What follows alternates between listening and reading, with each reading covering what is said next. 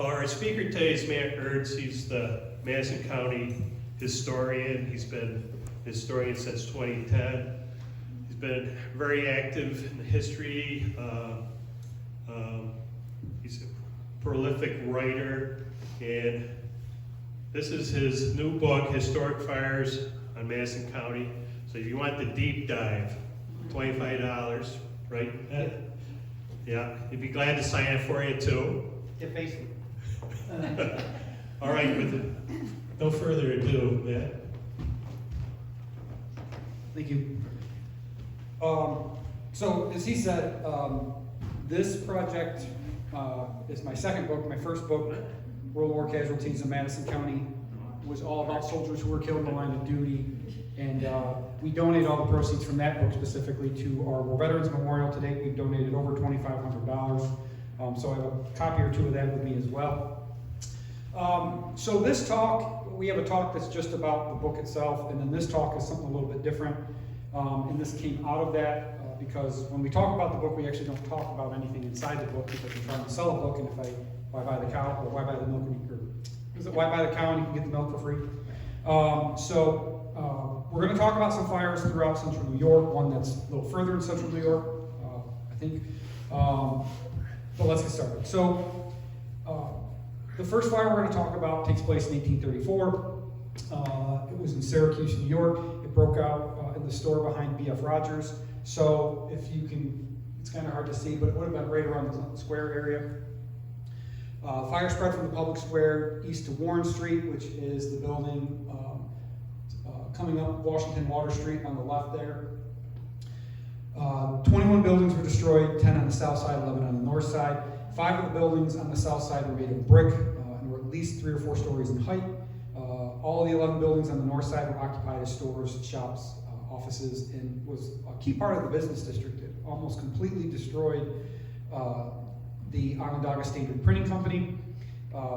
They also, a view of the fire could be seen as far away as 4 or 5 miles. Syracuse House and Onondaga County Bank were saved despite catching fire multiple times. By today's standards, it did somewhere between $3 and $7.5 million in losses, which is quite a lot of money. And the interesting thing that came out of this is the first ever extra edition that was ever published in Onondaga County was about this fire. So when you think about extra in the old days, this was the first time it ever happened in Syracuse. So staying in Syracuse, around 9:30 p.m., August 20th, 1841, fire breaks out in a wooden building along the towpath of the Oswego Canal behind the Onondaga County Clerk's office. So you can kind of see where that little box is. There's a towpath there, right behind it there. Firefighters arrived, as did a crowd watching the blaze. Eventually, rumors started to murmur that there was gunpowder inside the building. And the crowd moved away while the fire companies continued to fight the fire. The building was a joiner's shop. It was operated by a guy by the name of Charles Goings. Goings had assisted Albert A. Hudson in secretly hiding gunpowder inside the building. It was a local ordinance that any gunpowder that was supposed to be registered with the local government. It was not. The gunpowder was owned by Albert Hudson and William Malcolm. About 15 minutes after the fire started, a massive explosion takes place, obliterates the building and actually extinguishes the fire. The building had between 25 and 28 kegs of gunpowder inside, amounting to over 640 pounds. It was an old building. It was used as a carpenter shop, and it was full of shavings and wood. There were several other businesses in the building, including a cooper shop, a stable for canal horses, which utilized candles and lamps in the evening to keep it lit and warm. Bystanders said it felt like the explosion lasted 4 or 5 seconds, sending fragments of the building everywhere. As the explosion ended, one person stated they heard the most heart-rending groans ever reached our ears. Among the description of people found, Locktender, they only called him Mr. Myers, was found with part of his face blown off, his head and shoulder completely covered with cinders and blood. Another person was pulled out of the ruins with the side of his head missing and his brains hanging out. The description of the first moment was as follows. Although the sight of the dead and the dying was horrible, it was scarcely less than the sight of the living, inquiring for their relatives, parents, their children and wives, almost frantic with despair for their husbands. Another description said, the scene was then presented The scene that it presented was horrible beyond description. Amidst the darkness, the groans of the dying and wounded, the stumbling over mutilated bodies, the weeping of friends and relatives, the heart of man was completely overpowered. We have never imagined anything of this tragic and horrible to be compared to it. The dead were examined, and perhaps a dear son, the pride and ornament of the family circle, was discovered mangled and disfigured, so that he could only be recognized by his hair, the contents of his pockets, or his clothing. Then a father would be taken up, whose distracted widow would be wailing in the vicinity to know the worst. And so it continued for hours until the canal had been drained and a number of bodies taken thence. They didn't actually give a total number, somewhere between 25 and much more than 30 likely, died that night. A special train car was put together, bringing doctors from the city of Auburn to assist. Local hotels opened the doors to bring in the wounded. An inquest was held in the aftermath. Goings testified that he knew it was there and that he worked to keep the shop clean. He arrived at the fire shortly before the explosion and tried to sound the word that there was powder, but did so from across the other side of the canal, so no one appeared to hear him. His brother was one of the people killed in the explosion. Henry Gifford, the chief engineer of the fire department, said he spoke to Goings right before the explosion, and someone said there was no powder. Goings was crying that he was ruined. He believed Goings stated that there was no powder. Believing there was no powder, he went to assist fighting the fire. The following day, he asked Goings why he lied. Goings said somebody else said it. Most other people that testified in this said that they did hear Goings say there was powder in the building. Wallace, one of the other owners, claimed it was a hoax. Hudson did attempt to sound the alarm himself.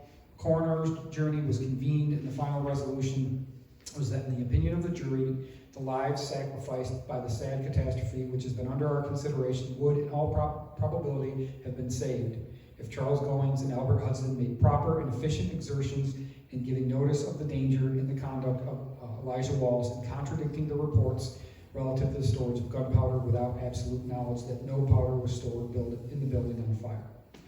The coroner's jury stated that Hugh Hudson, Ezra Howe, came to their deaths on the night of Friday, August 20th, 1841, by the explosion of 27 or 28 kegs of gunpowder in a carpenter's shop and joiner's shop dead on fire in the village of Syracuse, in which the said deceased and others were attempting to extinguish. That, in the belief of the jury, the said shop was set on fire by some person or persons to the jurors unknown. That the said powder was the property of William Malcolm and Albert Hudson, and was secretly stored in said shop by Albert Hudson and Charles Goings, owner of the shop, with the knowledge and consent of said William Malcolm, contrary to the published and known ordinances of the village of Syracuse, and without the cognizance or consent of the trustees of thereof. Nobody was ever charged in those crimes. Nobody was. And they intimate that it was arson. Most of the other articles intimate it was likely one of the candles or heating devices that caused the fire. July 1853, fire breaks out at the Fitzhugh and Company flour mill on the east side of Oswego River. So if you're familiar with Oswego, this is actually still where the grain elevators are. So if you're driving into Oswego on 481, straight ahead from as you come in, the road continues, you'll see the grain elevators are technically on the left of the street, but you can see them still there, the newer versions obviously. Strong westerly wind pushed the fire quickly. Most of the mills were made of wood. Many of the mills, as you can kind of see in the photo, were 5 to 8 stories high. At least one ship caught on fire and was destroyed that was docked near one of the mills. The fire was believed to have started from friction in the machinery. Later, an employee said the fire was not found near the machinery but at a lower level, and that it was someone throwing an incendiary or firecracker from July 4th, making its way and reigniting as it got windier. While the fire started during the working day, the level of dust and chaff in the facility led to it spreading incredibly quickly, and even though the alarm was sounding very quickly, there was no chance of stopping the blaze. The fire destroyed almost the entire second ward, which included 18 blocks. The portion of the city that was destroyed was over 45 acres. 9 mills or grain elevators were lost on the waterfront. 60 other businesses like merchants, grocers, saloons, banks, insurance, salesmen, blacksmith, law offices, and estimates between 200 and 300 homes were lost to this fire, leaving 2,000 people homeless. The aftermath description was presented, the picture presented was truly terrible to behold. The streets in Large Park were filled with goods and furniture, females and children and men hurrying to and fro, armed guards patrolling near the pile of property to protect it from plunder. The cries of the firemen and weeping of women and children, the crash of the walls and timbers, the roar of the towering, sweeping flames, and flying fire flakes, some of which were picked up 2.5 miles away from the city, were appalling to the stoutest heart. No lives were lost, we believe, though numerous reports of the kind circulated. By today's standards, it cost somewhere between $35 and $85 million in damages. The photo itself is really interesting. It was taken by George N. Barnard, who was a very prominent Civil War photographer. But this is generally considered to be one of, if not the first examples of photojournalism. Somebody taking a fire of an actual event happening. He realized how important it was and decided to make additional copies, which is why we have it today. There's daguerreotypes. This one is actually in the Kodak Museum in Rochester. They have one of the daguerreotypes. There's a couple others that exist. He actually printed a colored version, which is what this is. This is actually the colored, not the black and white version. 1 year later, they published kind of a news account of what happened. Near 1/4 of the city was a scene of utter desolation and despair. Many of the proprietors declared they would never attempt to rebuild, but a few enterprising and determined individuals led off in the work of reconstruction of their burnt edifices, and they all went to work again. In the short space of 1 year, a vast change has come over the scene. The burnt district is rebuilt with stately buildings of increased dimensions and with important improvements. The mills and grain elevators have risen above the east bank in solid mass, grand and magnificent, looming high above their predecessors, ornaments to the city and the focus of commerce. Long may they stand proud monuments of this indomitable spirit of enterprise and the perseverance of the citizens of Oswego. So the fire started 1853. This image, so if you're looking at it, you can see the grain elevators there on the left. You can see they haven't really built a whole bunch of new stuff to the left. Go back. So if you're looking at the river and going up, it was 8 streets up that it burned all the way up through, and then all the way over to the main road going across there. So it caused obviously a significant volume of damage. So I'm going to do what I call a shameless plug. I'm not going to get into this fire too much because it's in this book. However, one of the things you're not going to hear about is how a lynch mob was formed to try and execute the men that set the fire. And we go really, really in depth. It's a great story. 1873 was an awful year for Canastota. Canastota burned out a lot. When I say a lot, like more than most communities. So much so that a Clinton newspaper actually reported in 1876 about a different fire and said something along the lines of, the village of Canastota is doomed to end in fire. And that's, that's not particularly close, especially when you're talking 150 years ago. Late in the evening, April 19th, 1873, a fire is reported in the library of Chauncey Hale's Hotel. So, looking at the map, you can see Center Street on the left, you can see Peterborough Street is kind of in the middle, you can see the canal on the other side. Would have been right at the intersection of Peterborough Street and Center Street. The hotel was located on Peterborough Street near the intersection of Center Street, bordered on the south side of the railroad. The fire burned so bright that residents from the city of Oneida reported seeing a bright, brilliant light looming in the west. Canastota then sent a signal and it only said, "Come to Canastota, we are burning up." By the time assistance from Oneida arrived, a strong westerly wind had blown the fire from the barn to the hotel and past the post office next door, continued north, so it's continuing north on the west side of Peterborough Street. It continued north, burning a grocery store and a law office. In its path was a solder block, which included a harness shop, furniture store, tin, stove shop, saloon, homeopathic medical office, telegraph office, barber shop, billiards hall. So it burned a whole lot of businesses. Also ignited the Canastota National Bank, although that building was able to be saved. Jumped across the street to other buildings, caused significant damage, burning the Doolittle block. Fire cost somewhere in the neighborhood about $2.5 million by today's standards. And just as the village was recovering, in October of 1873, arsonists set several fires, the final of which managed to burn a significant version of the portion of the business district that didn't survive the first fire. The first arson that they believed took place was October 14th. The fire burned 3 commercial buildings and a brick hardware store. The fire was believed to have started in a reading room in one of the buildings. The estimated damage was somewhere around $700,000 to $800,000 in today's dollars. October 26th, though, was the really, really big one.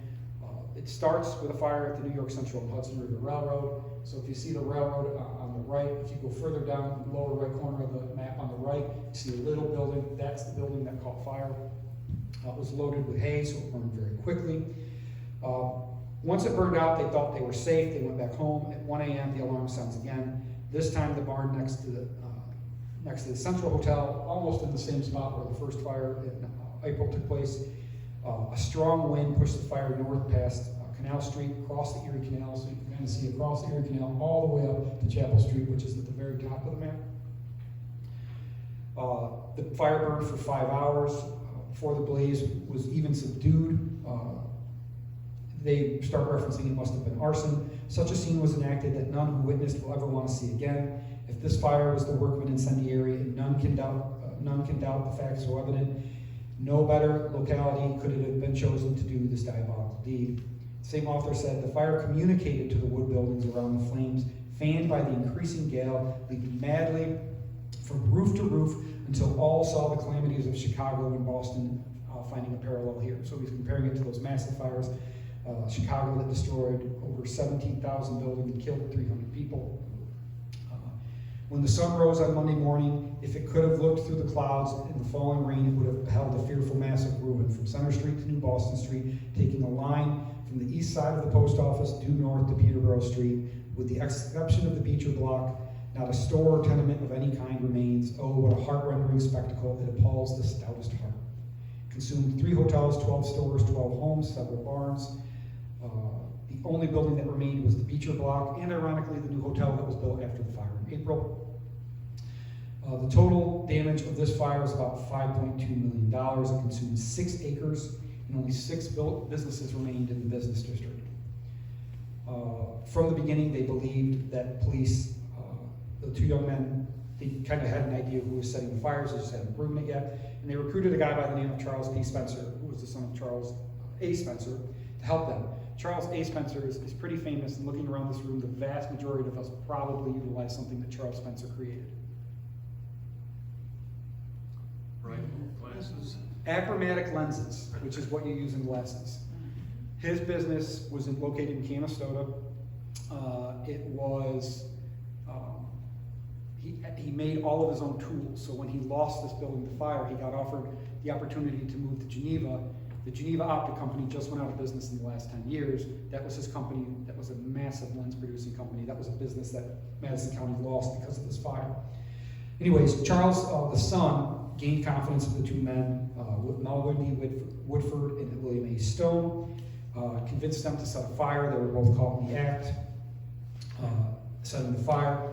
They were both found guilty of first-degree arson and sentenced to life in prison.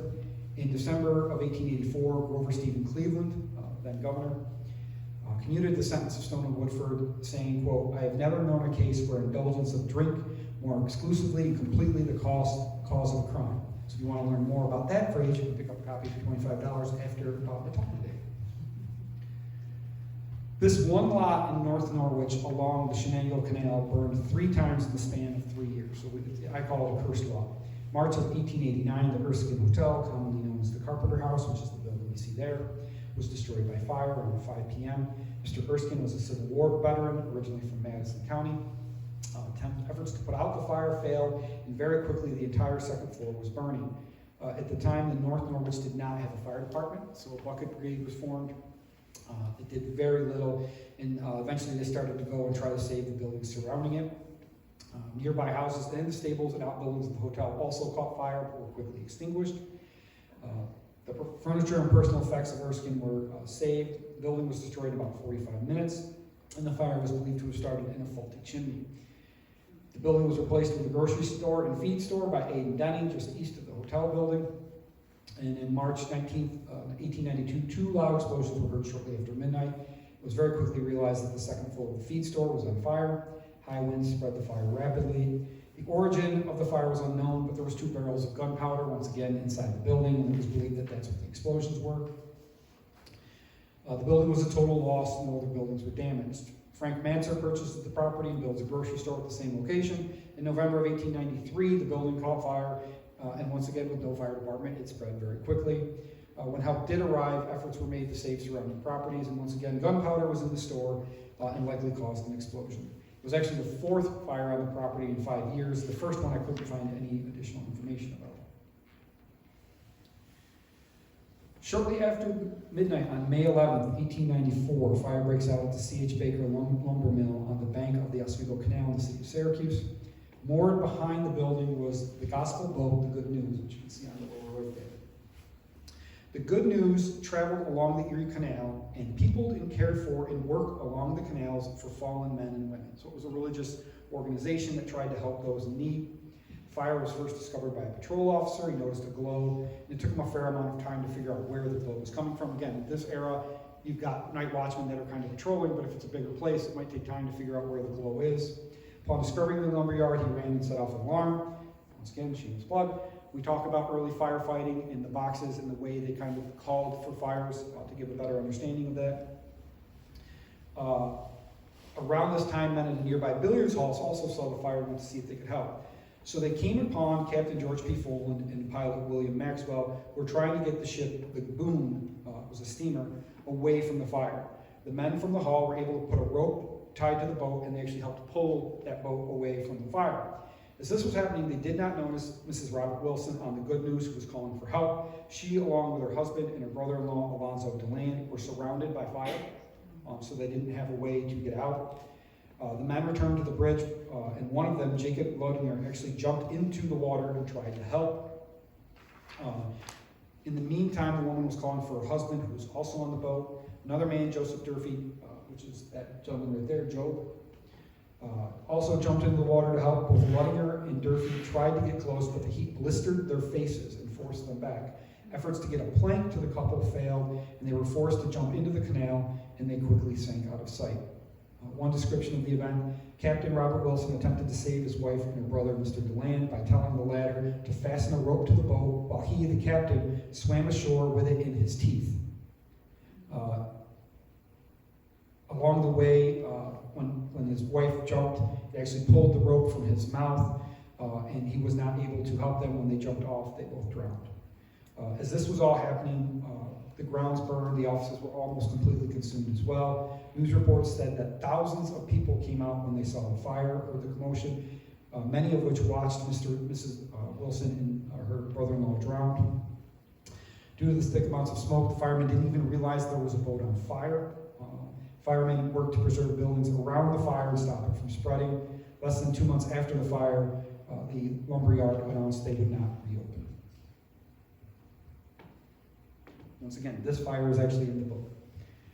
The fire started, this Hamilton Business District fire starts February 19th in Roland's Furniture store. It started in the back workroom where there was a stove.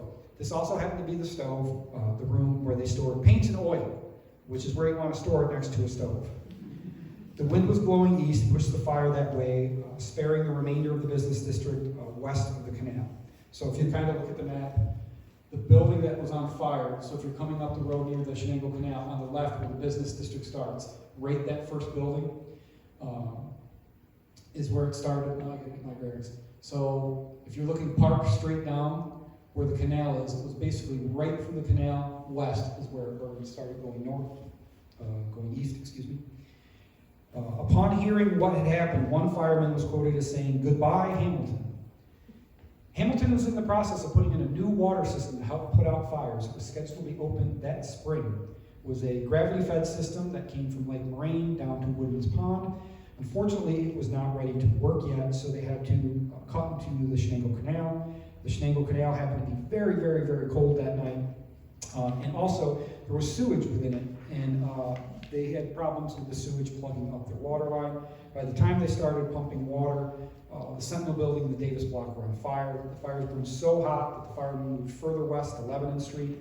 The buildings burned east on both sides of Lebanon Street, to the north destroying the Mount Dodge Block, to the south destroying the Opera House, the bank, and starting south on the Smith Block. So the Smith Block is on the corner of Lebanon and I think Judah Street. Shortly after the fire broke out, a special train was conveyed carrying firefighters and equipment from Utica and Clinton. They arrived around midnight. The train left at 11:05 with an additional steam engine So there was hand pump engines at this point in time, and there were steam engines, which utilized fire to pump pistons, which in turn would pump water. The Clinton Fire Department brought a second hand engine as well as 900 feet of hose. They arrived around 12:15 a.m. Both engines went to work. It was a total loss by today's standards that would be around $11 to $15 million, of which less than 40% was covered by insurance. Close to half of the taxable property in the village was destroyed by this fire. This is one of the rare early fires we have images of, and I love these photos, and if you've ever seen early photos, they're all the same. It's completely destitute, with a whole bunch of people just standing in the burning embers still, looking at what happened.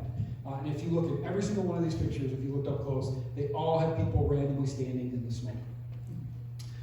Rebuilding began 8 days later. Smoke was still coming from the ruins. In some cases, it would reignite when it hit the oxygen. All the buildings had to be, they put in an ordinance that all the building had to be brick or stone.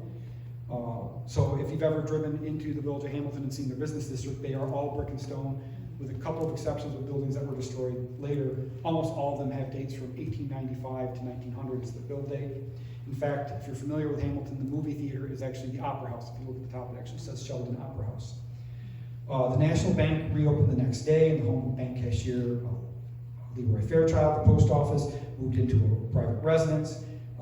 Lots of people started opening almost instantaneously. Oh, and on that map, the dark sections, that's all the stuff that was destroyed by fire.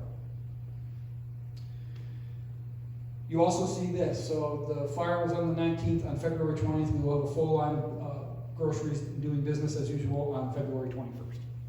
So when you talk about the ability to respond, it's quite insane. They built a business shantytown on the village green that allowed a number of businesses to reopen. Each shop was 15 by 60. They were built by a guy by the name of Ian Russell.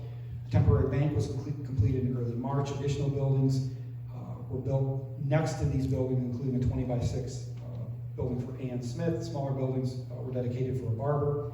Debris was moved to Bluff Street, which is down the road a little bit. Sheldon Opera House, the Phoenix Block, which was the first building to open after the fire. If you're familiar with Hamilton today, it is Flour and Salt. It's a very, very, very popular bakery in the community. That opened 100 days after the fire. That is a 3-story brick building with 2 storefronts. I don't think you would have your insurance check yet today, and they were opening their first building. The Opera House, which is the movie theater today, opened in September, 8 months and 5 days after the fire. I still don't think you would have your insurance check today when these opened. Pretty much all the buildings in the downtown area were built from this area, again, except a few. The college is building a new building. That they tore down the old fire department, some other things. In February 20th, 1896, the local newspaper published an article talking about the response. Our citizens now realize that they have never before realized the possibilities of this town.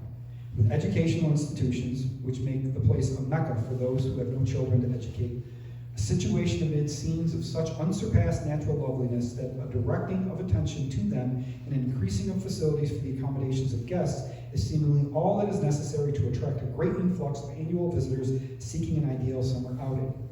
With 2 streams of water flowing through the place and railroad facilities from which the New York market in direct and easy reach and at the same time open us to the advantages of being situated midway between the great anthracite coal region of Pennsylvania and the great lumber regions of the north, and also with direct communication with the great lake ports and still greater the west, we offer to the manufacturer facilities for the transaction of business such as but comparatively few towns could offer. With such facilities and such energy as that is displayed in the past year, not but bright prospects seem in store for the Phoenix Village.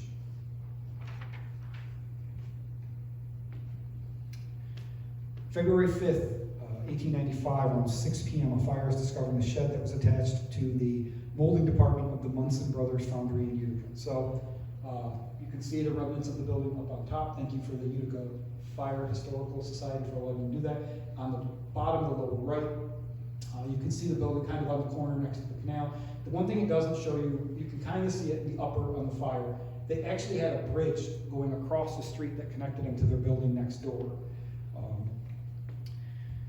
Temperatures that night were 10 below zero. That's not familiar.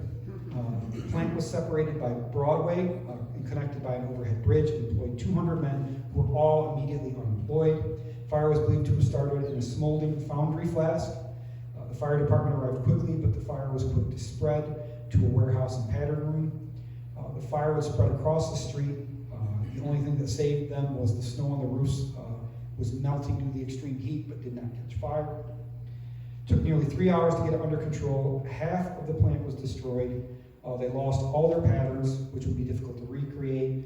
George Jones, who invented a specialized water wheel that was really, really popular, and that was manufactured by the Munson brothers, of which he received a royalty. The value of the items lost were about $500,000 by today's standards, of which there was no insurance and no way to recreate. The total cost by fire in this case was around $4.5 million, of which about half was covered by insurance. By April of 1895, architect Richard George completed the plans for a new plant. Plans called for a foundry building made of steel, iron, and brick, 1 story high, 100 feet on the ground. It features a new pattern department, new storage, attached to a new rear story building with a new 3-story building in the rear. So you can see that building is still standing today. The new buildings would have had automatic sprinklers, be beneficial, and they opened in August of 1895. The building that's still standing today is on Oriskany Street West near the intersection with Broadway. And this is just a quick before and after. So you can see the building before on the upper left and the building after on the lower right. The building on the ends remains, but everything else was gone. The building across the street was still there, and they rebuilt the bridge.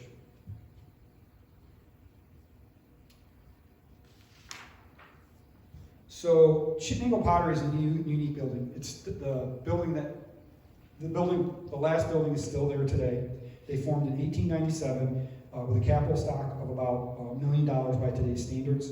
They purchased the Bates and French storehouse along the canal and started construction of 3 new buildings and a kiln in the fall of 1897. A mechanic had been on site installing new equipment, getting ready.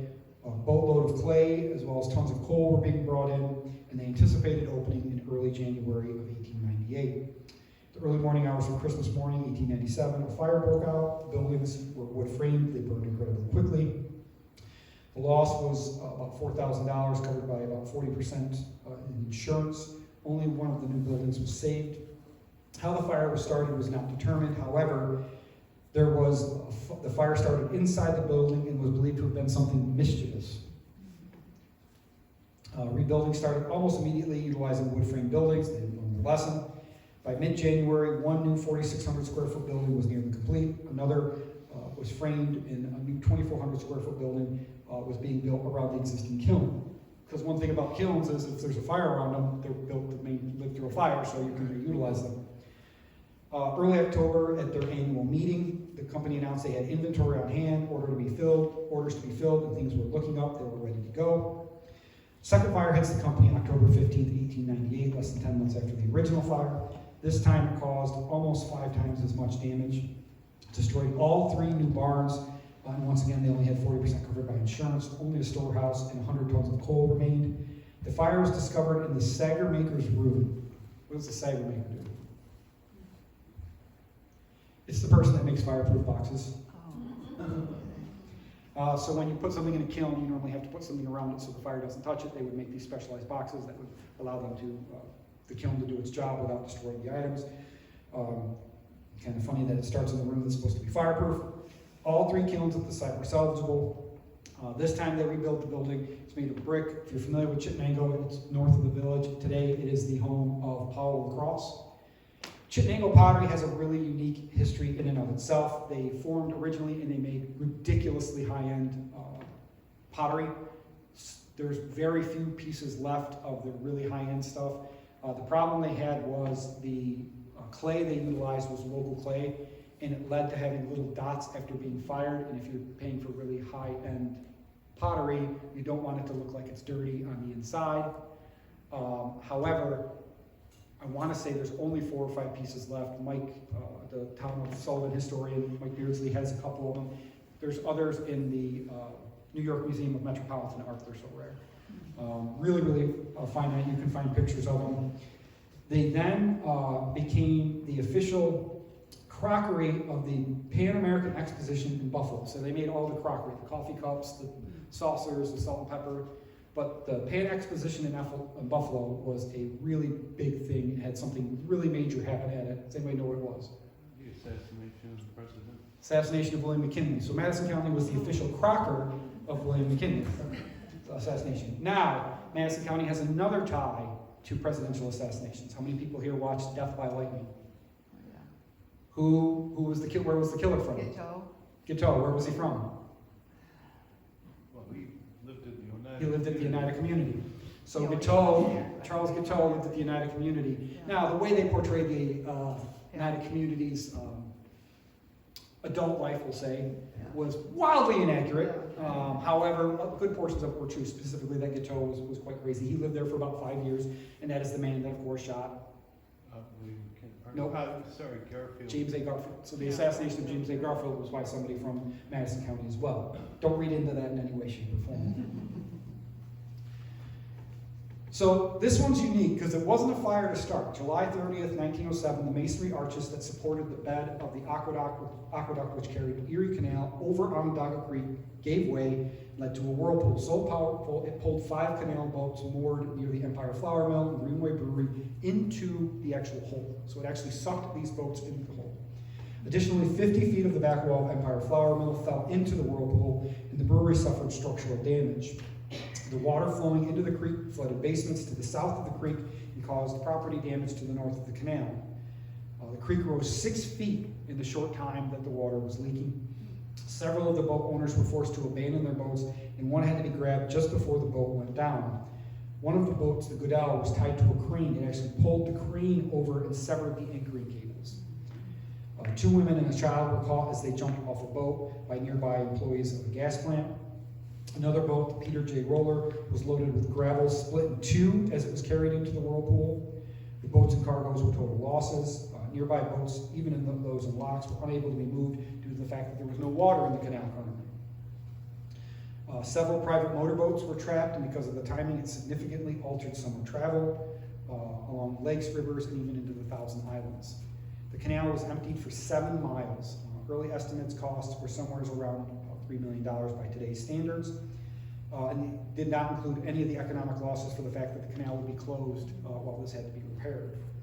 The repairs to the hole could not be started until the boats were removed, so that it was determined that the easiest way to remove the boats was to soak them in oil and set them on fire, which they did on August 1st, excuse me.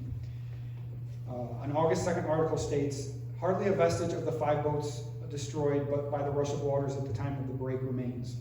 The fires were kept burning all day today, many barrels of oil used, and now only a few charred timbers remain. These are being broken up by workmen and being taken out.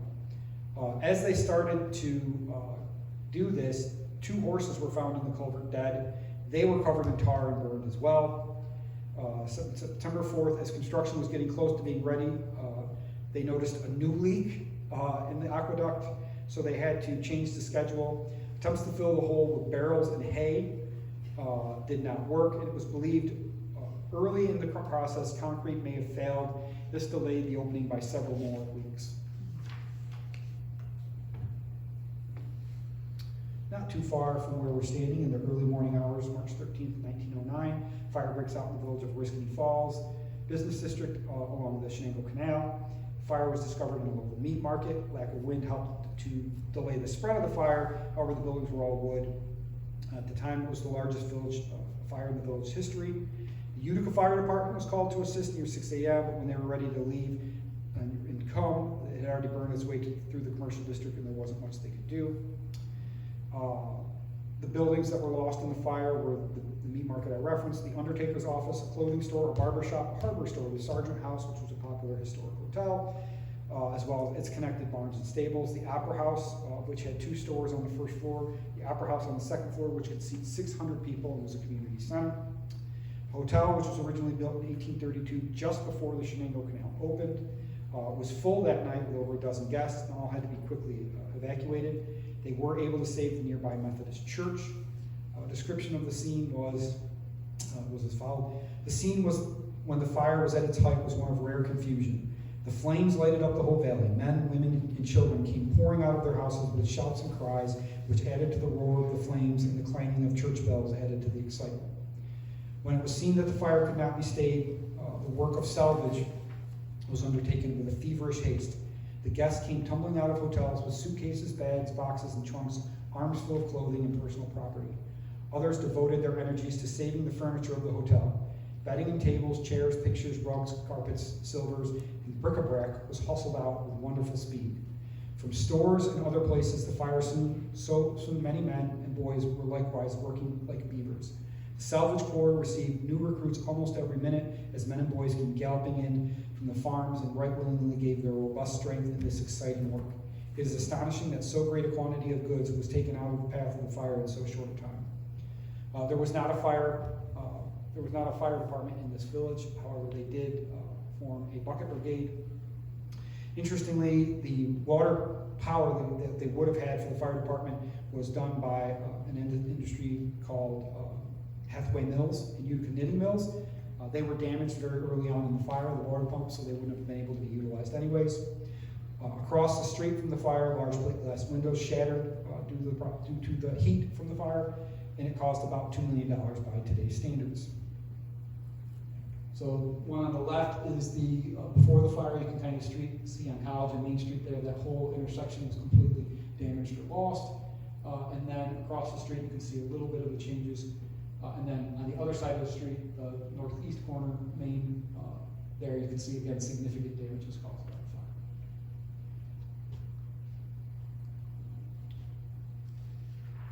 Mott said they were going to come back to Madison County when this fire happened. It's only been 96 years. We're still waiting.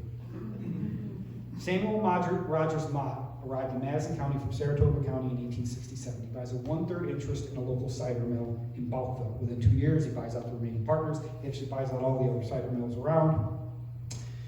He has his son working with him in business. His son opens a firm in New York City. They partner together to form a larger company.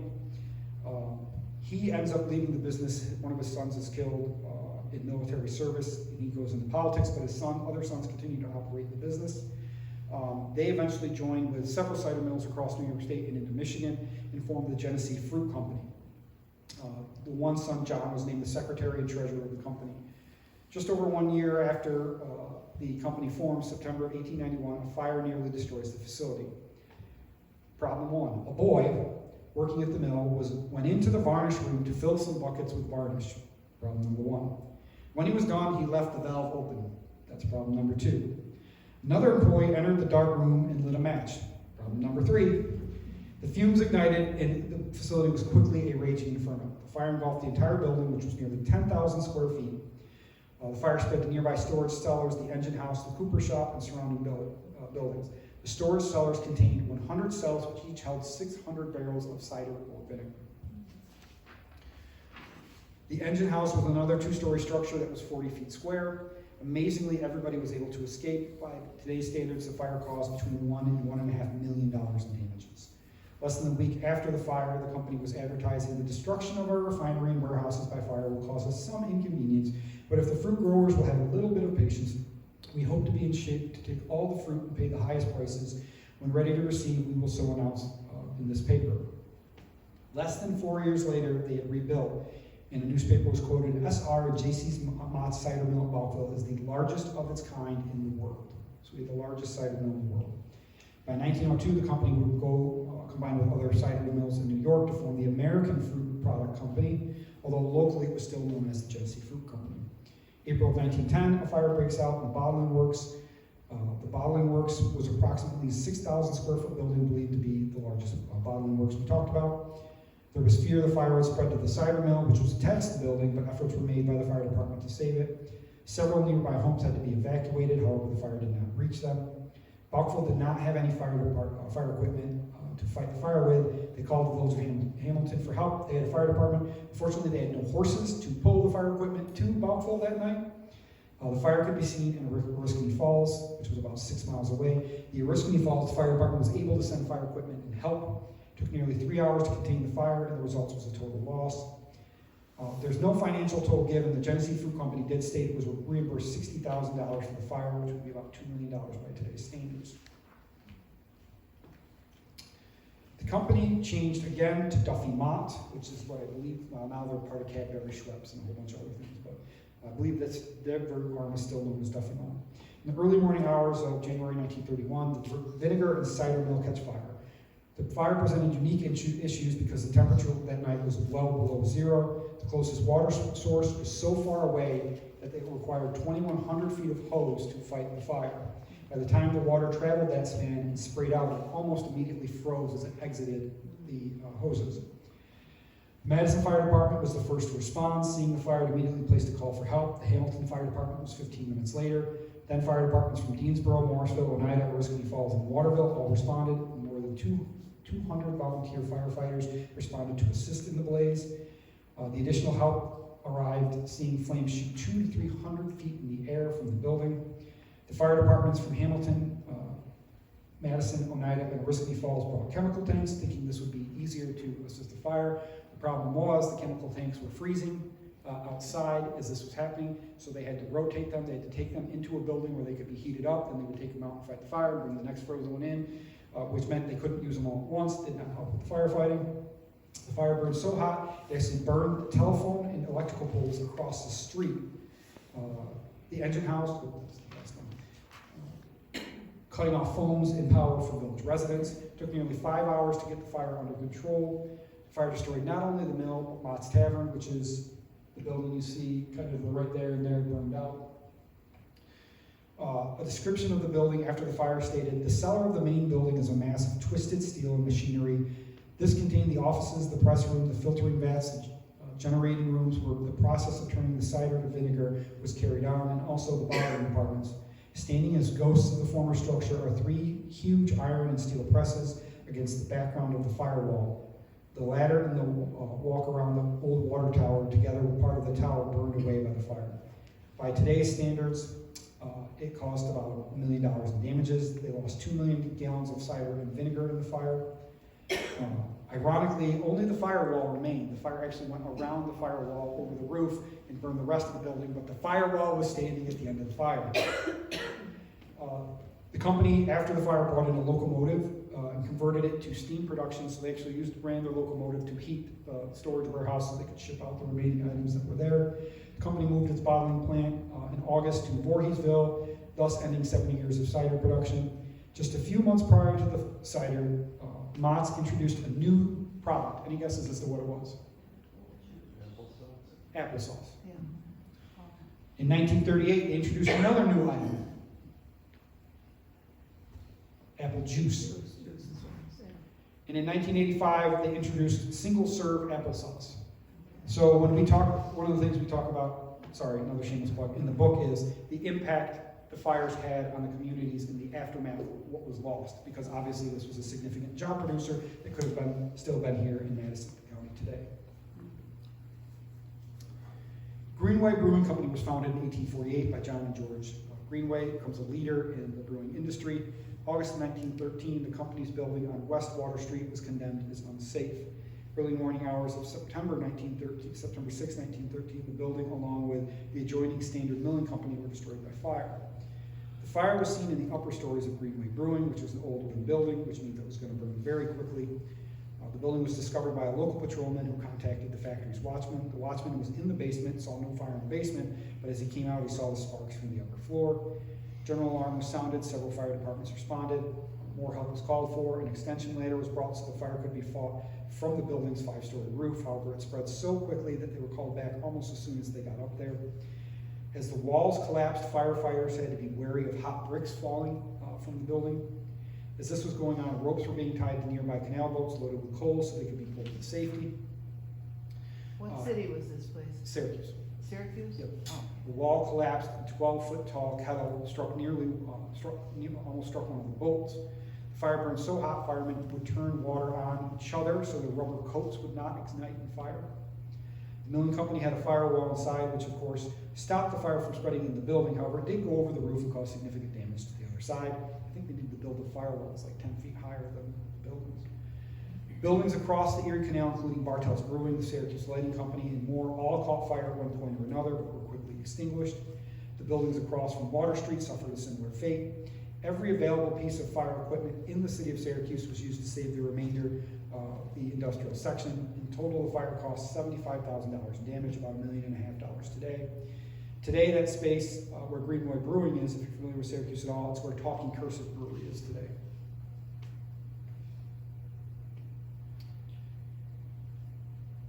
Early morning hours of Saturday, September 23rd, 1916, excuse me, the late evening hours. The fire starts around 10:45 p.m. in one of the oldest buildings in the village. Destroys 80 buildings in the village, causes by today's standards about $30 million in damages. Only 4 manufacturing facilities remained after the fire. Every retail facility in the village was destroyed. The Red Cross sent aid and some merchants to help open temporary shops. The fire first started in the power room of the Sinclair Chair Company. A watchman said that from when the fire was set to fully engulfed, it was only 7 minutes. Quickly spread to the Duffy Silk Company. The Duffy Silk Company also happened to operate the Phoenix Waterworks, who operated one of the 2 pumps that supplied its village water, which meant once the fire hit that building, the village water supply no longer worked. The other pump quickly gave out after the first one was damaged by the fire. A strong breeze from the southwest spread the blaze very quickly. If the pumps were working, it's likely it would have been able to pump water from the river, limiting the damage. However, that didn't happen. Bridges across the canal collapsed, leading to equipment available being on an island instead of being able to come over and fight the fire. One of the last buildings to burn was the Free Will Baptist Church on the east side of Main Street. I'll show you. You can kind of see the maps, excuse me. So you can see on the left, that's before the fire. On the right, you can literally see everything that's gone in the aftermath. Fire departments from Fulton, Oswego, and Syracuse responded. Syracuse was delayed being on a train less than an hour, despite being on a train less than an hour after the fire was reported. Railroad officials were unable to clear the tracks, which led to issues getting them there. In addition, due to the lack of available water, they were forced to pump water from the Oswego Canal. James Goodwin, who was a former justice of the peace, died in A.C. Parker's store. He actually lived above the feed store, and he thought he could go back in and get some items from his living quarters. Unfortunately, he was not able to get back out. He went in with somebody else. That person got out. They heard him scream, but they were never able to find him. Description of what happened that night went: woefully inadequate fire protection is the cause of the pitiful plight of Phoenix. Its volunteer fire department was about up to the average of volunteer fire departments in efficiency, but its source of water was cut off with the first burst of flames. Insurance underwriters have felt for years the first serious fire in the factory district of Phoenix might spell ruin of all its industries. Prior to the fire, insurance rates were almost prohibitively high in the village due to well-known insufficiency of the fire protection. Because of the high rates, most businesses did not have fire insurance. In the aftermath, they set up a temporary train so people could come see the fire, so they actually had a bustling tourism to the remnants of the fire. The local newspaper was quoted as saying, "The future of Phoenix is dark. Of all factories destroyed, not more than 1 or 2 or 3 are certain to be rebuilt." However, a year later, the local newspaper said, "A year ago, 1,800 residents of this attractive little town stood staring at a waste of smoldering ruins. Fire had swept away all the business and manufacturing of the place in the night. Joy in things as they were, hopes for the future vanished in the very smoke, drifting everywhere to the skies. It meant the loss of substantial fortune for some, the loss of good jobs for others. It meant suffering and a measure of privation for every man, woman, and child. The place has risen again from its ashes, and in very truth like that, a mythical featured monster for which it is not named, and has become the vernacular of bird indeed. The trowelness of the comparison may be perfect because of its, for once, really appropriate application. New structures already on hand of a character generally superior to those to which they replace. Blocks of stores hide the ugly remains of a year ago. New homes shot up like mushrooms, the fortunately happier in appearance and permanence. One can count the still empty cellars on the fingers of one's two hands. All this is but the beginning for Phoenix, which is to be, however. No proud city of several thousand could look forward to the future with firmer determination to make the dreams of today the reality of tomorrow. Phoenix, when the desires of citizens are realized, will boast what may be termed a civic center as fine as any in this section of the country. The remainder of the story of the new Phoenix must now wait for the coming years, yet a survey of the possibilities will indicate they have built wisely and well. For when the new canal system and the renovated Wyland Canal are in operation, there is every prospect of a surprising village business revival for Phoenix and those other towns in its vicinity. June 10th, 1922, a barge loaded with gunpowder and dynamite traveling west to Buffalo sank 4 miles west of Rome. Because of the fast-moving water, it was forced from the channel near 9 Mile Creek and it struck a sandbar. Arrangements were made to have the items removed from the boat. The boat was sent from the DuPont Company in Delaware. The barge joined with 2 other barges, and they held over 320 tons of smokeless gunpowder. And they were moored to the south wharf of the barge canal near the terminal in Verona Beach. June 25th, 1922, around 4:40 p.m., the barges were being prepped to be towed by the tugboat William P. Donnelly when smoke was noticed in the middle barge and shortly after it exploded. The fire is believed to have started when sparks from a manufacturing bilge pump spread and caught the middle boat on fire. Within the span of a minute, there was 3 explosions. Flames from the explosion were over 100 feet in height. During the first explosion, the captain of the tugboat, Captain Green, and his wife were burned. Some accounts say her clothing was burning, others say they were burned by the explosion. The couple jumped into the water, or Mr. Green threw his wife into the water and jumped in after her. Some accounts say Green saw flaming debris hitting the water, so he pushed his wife underwater and she never came back up. Other accounts say when he threw her in, he was never able to get to her and help her swim.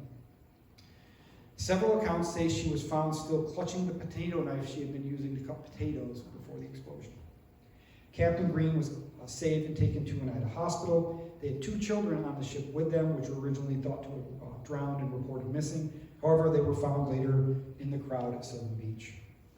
The explosion was heard for miles. The 3 barges and the tugs were shattered and fired, one account stated. A stream of flame shot 100 feet high when the powder exploded, and a moment later, sparks were being flung in all directions like spray from a miniature volcano. Buildings on the beach were ignited in a twinkling, and people fled for their lives. Several automobiles were forced to abandon their machines, which became mired in the mud, and 1 car stalled beneath the bridge, which was burned. Families were separated as they spread from the spreading Holocaust. Added to the burning buildings and the general pandemonium that immediately followed the explosion, the woods near the beach caught fire and burned fiercely for several hours. A strong wind from the west helped to keep the fire from spreading further. In addition to those on the boat, more than 20 individuals suffered serious burns in the aftermath of the explosion. The loss, not including the gunpowder, was nearly $3 million by today's standards, of which there was almost no insurance. The barges and the tugs were recovered in November of that year, which is interesting. So the fire takes place in June. It took them almost 4 months to actually get the barges back out. A number of the boats and property owners filed lawsuits against the DuPont Company the following year. The lawsuit stated that DuPont deceitfully and wrongfully misrepresented the character of the cargo. It also accused a representative of the company of failing to take proper precautions against accident, that the powder was not stored in proper casings, that part of it was lying on the deck without even a tarpaulin covering it, that the men employed on the barges were permitted and encouraged to smoke, that metal tools and a gas engine were used on the barges, and that no red danger flags were displayed as law required. The representative also said that the powder was not as dangerous because it had been underwater when the boat was sunk on June 10th. So it was still wet, it wouldn't burn like it normally would. And that, I will ask if there's any questions, comments, or rude remarks. You mentioned something about a lynch mob at the beginning, but you didn't say. What's that? You mentioned a lynch mob for. Yeah, you gotta buy the book. I can't give them away for free. Yes, the Canals Store fire, there was a lynch mob that formed, but you gotta find out why. Other questions? So the Phoenix one was also Syracuse? Phoenix is Phoenix. Phoenix, Oh, New there's a York. Phoenix is in Oswego County. Oh, I didn't know It's a this, big, okay. Oh, all right. We'll really mess with you. Phoenix is right next to Mexico. Oh, okay, where that is. In both Arizona and New York. Okay, all right. Any other questions? Did the Sinclair Chair Factory rebuild in Phoenix? I don't know off the top of my head, I'd have to go look. They were fairly famous, I think, at the time. From the sounds of it, a lot of the businesses did not come back, and one thing you learn with fires like this, typically places would come in and try and recruit big businesses to come. They'd give them a lot of, some of them would today, give a lot of incentive for industries to move maybe to a new spot. You had a question back there? Yes, there was, you told about the Oriskany Falls fire. Yep. But they had another one just recently. Yeah, so, Your research has come into. well, hang on just a second. This is my first book. I had never written a book before, and Wayne was very nice in calling me a writer. I am not a writer. I am a person who puts words on paper, but I wouldn't call myself a writer. I wanted to, I used all contemporary primary sources. I wanted to talk to families if I could. So the first family I called, and I can tell you when this was, it was January 2nd, 2017. And the reason I can tell you that is because the new county clerk started that day, and it was his first day on the job, and that's my boss. I called, I'm not going to say the name, the person that it happened to is in the book. I called a descendant of, so it was a guy who died in an accident, not in the, well, in the United States, not the continental United States. And he had just gotten married. They had 3 days together after their marriage. He went where he went and died in an accident. So his wife had just died a couple of years before, so I wasn't able to talk to her, but her children were still in the area. So I reached out to one of the children, and I talked to what was her son, and I said, I'm working on this project, and I said, I'm just going to say fake names. Was your mom's name Mary Jones? Yep, my mom was Mary Jones. Did Mary Jones serve in the U.S. Army she was a barber? Yep, North Carolina, yep. Did she work at such and such hair shop in the place where you live? Yep. And I said, okay. Did she ever talk about her first husband, Mr. Smith? And there was a long pause. And he went, my mom was never married before my dad. And I said, Mary Jones? Yep. She cut hair in North Carolina? Yep. She worked at this hair salon? Yep. And I will say her name was not very common. And he got a little upset and then had me talk to his son. And we had a nice conversation, and I sent him a whole bunch of stuff, and I never heard from the family again. So I figured when you get into modern stuff, you can really hurt people when they find out mom was married. I did find out afterwards that when Mr. Smith's remains returned home to the U.S., she did not attend the funeral. So my guess would be she got remarried, moved on with her life, and just closed that chapter. However, because of that, I tend to not get into modern stuff quite so much. In the book, I do get into one modern facility just because it was a theater and it burned a whole bunch of times, and the last time was a real sad situation. So I did get into something that burned in the 90s. But for the most part, my general rule is I try to make it so that nobody was alive when the event happened that has a memory that can tell a different account. So no, I don't tend to get into the modern stuff quite so much. Although sometimes that can actually be beneficial. Again, in the book, the modern one, I actually talked to the fire investigator who, it was an arson, who was the lead fire investigator, and he gave me a bunch of good information and photos and some other things. So that was beneficial, but for the most part, I do tend to try and avoid. Plus, if you have a memory of it, that's great, but if I can tell you a story you've never heard, like Sylvan Beach blowing up, so yeah. Any other questions? If you want to pick up a copy, I'll hang out for a few minutes, and thank you for coming. Thank you.